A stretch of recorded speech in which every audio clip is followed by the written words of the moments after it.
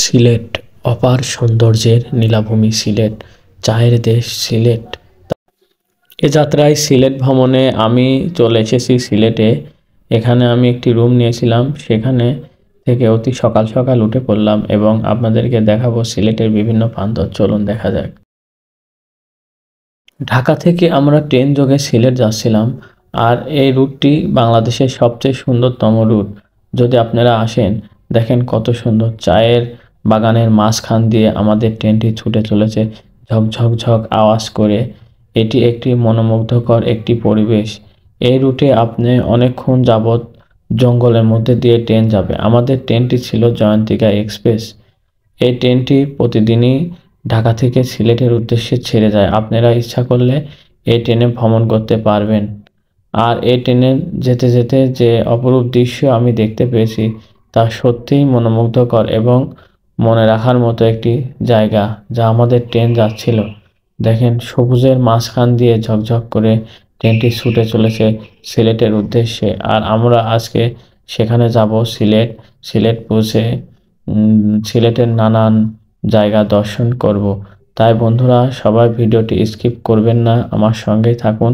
অনেক শিক্ষণীয় বিষয় এই ভিডিওর মধ্যে পাবেন এবং জাফলং ট্যুরের সমস্ত টোটাল গাইড আপনারা এই ট্যুর থেকে অবশ্যই পেয়ে যাবেন।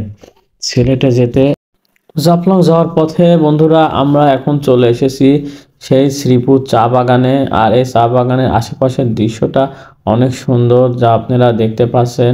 আমি হঠাৎই সিএনজির মাঝখান থেকে দেখতে পেলাম যে চায়ের বাগানের দৃশ্য এবং সামনে আসামের মেঘালয় রাজ্য, এই রাজ্যের পাহাড় উঁকি দিচ্ছে। আমরা অনেকক্ষণ যাবৎ পাহাড় সিএনজির মাঝখান থেকে দেখতেছিলাম। এখন নেমে পড়লাম সেই শ্রীপুর চা বাগানে। শ্রীপুর চা বাগানটি সিলেট জাফলং রোডের মাঝামাঝি জায়গা। এখান থেকে মাত্র 5 কিলোমিটার দূরে জাফলং সীমান্ত, সেখানে আমরা যাব। তার আগেই আমরা এখানে নেমে পড়লাম এই অপরূপ দৃশ্য দেখার জন্য। দেখেন এক সাইডে পাহাড় এবং বাংলাদেশের এক সাইডে শ্রীপুর চা বাগান। এই চা বাগানটি অনেক সুন্দর, সবুজের গালিচায় মোড়ানো একটি চা বাগান। আজাদ ভাই আসছে, আমাদের বস, তিনি এই ট্যুরে আমাদের সঙ্গে আজকে এসেছেন। ট্যুরটি অনেক সুন্দর হবে, তাই বন্ধুরা আপনারা দেখবেন জাফলং। আর জাফলং যেতে শ্রীপুর চা বাগানটি পড়বে, তাই এখানে জাফলং যাওয়ার সময় আপনারা এই চা বাগানটি অবশ্যই দেখে যাবেন। আমি বারবারই শুধু ইন্ডিয়ার সেই পাহাড়ের দিকে তাকাচ্ছিলাম এবং মনের চোখের ক্লান্তি দূর করার জন্য দেখতেছিলাম যে এত সুন্দর। দেখতে দেখতে আমরা জাফলং চলে আসলাম। জাফলং আসার পর আমরা যে আগের বার এসেছিলাম সেখানে দেখেছিলাম যে জাফলং যাওয়ার এজন্য কোনো রাস্তা ছিল না। এ যাত্রায় এসে দেখলাম যে একটি সুন্দর সিঁড়ির ব্যবস্থা করা হয়েছে, যেখান থেকে আমরা জাফলংয়ের সেই 0 পয়েন্টে যেতে পারবো। আর পাহাড়ের দিকে তাকাতে আপনারা দেখতে পাচ্ছেন যে কয়েকটা ঝর্ণা সাদা সাদা দেখা যাচ্ছে এবং ইন্ডিয়ার ডাউকি শহর এখান থেকে স্পষ্ট দেখা যাচ্ছে।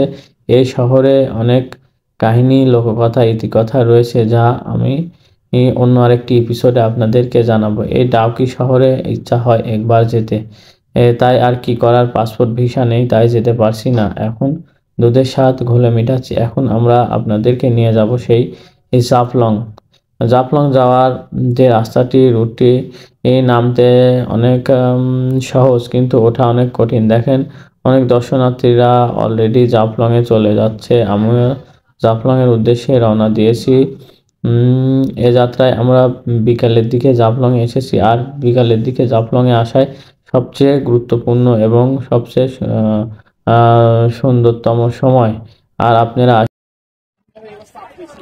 জাফলং অনেক সুন্দর একটি জায়গা। আমরা এসেছি, পাথর আর পাথর চারদিকে পর্যটনে ভরা। আমার পিছনে যে ব্রিজটি দেখতে পাচ্ছেন সেটা হচ্ছে ডাউকি ব্রিজ। বেলাল ভাই আছে আমাদের সাথে পাবনা থেকে।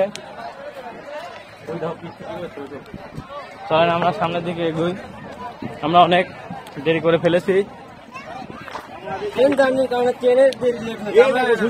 বাংলাদেশ হচ্ছে আসেন আমরা সামনের দিকে এগোই। যাবই তো,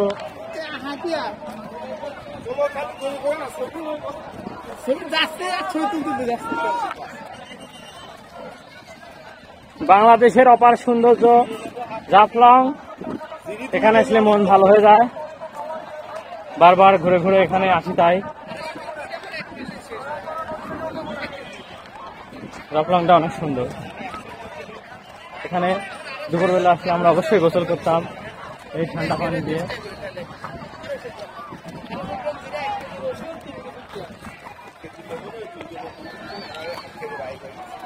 বন্ধুরা, ভ্রমণ করা অনেক কষ্ট, তারপর যখন কষ্টের শেষ পর্যায়ে গন্তব্যে পৌঁছানো যায় তখন সেটা হয়ে যায় অনেক মধুর। প্রায় আমরা পানির কাছে চলে এসেছি। এই পাথরগুলো দেখে আমার অনেক ভালো লেগেছে। পাথরগুলো থরে থরে মনে হচ্ছে সাজানো, মাটির উপর পাথরের গালিচা বিছানো। জাফলংয়ে ইতিপূর্বেও আমি এসেছিলাম, তখন এমন পাথর আমি দেখতে পাইনি যেমনটি আমি এখন এসে দেখতে পেয়েছি। আর এই পাথর থেকে সামনে একটি বড় পাথর আমি দেখতে পাচ্ছি, সেটা হচ্ছে মেঘালয়ের সেই ডাউকি শহরে। আর এখান থেকে সূর্যাস্তটি এমনটি দেখা যায়, সূর্য পশ্চিম আকাশে গোধূলি লগ্ন সূর্য অস্ত যাচ্ছে, যা দেখতে অসম্ভব সুন্দর। আপনারা সাগরে দেখেছেন, আজকে আমি আপনাদেরকে পাহাড়ের সূর্যাস্তটি দেখালাম। দেখেন কত বড় বড় পাহাড়, পাথর, আর এই পাথরের উপর উঠেই মানুষ সেলফি উঠছে, ছবি নিচ্ছে। চারদিকে শুধু পাথর আর পাথর, পাথর আর পাহাড় এবং নদীর সংমিশ্রণ, তিনটি মিলে। সামনে যে বড় পাথরটি আপনারা দেখতে পাচ্ছেন, এই পাথরটি অনেক বড়। পাহাড়ের গায়ে ঠিক ঝুলন্ত অবস্থায় বছরের পর বছর এই পাথরটি রয়েছে।